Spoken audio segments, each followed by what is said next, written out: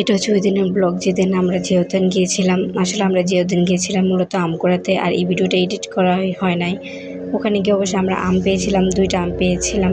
আর যেহেতু এর আগের দিন রাতে বৃষ্টি হয়েছে, তো প্রকৃতিটা অনেক সুন্দর ছিল। আর মাটির মধ্যে জারুল ফুলগুলো বিছিয়ে ছিল, দেখতে খুবই সুন্দর লাগতেছিল। তাই আমিও কিছু ভিডিও ক্লিপ নিয়ে নিয়েছিলাম। আসলে ব্লগ করলে যা হয় আর কি, শুধু সব কিছু ভিডিও করো।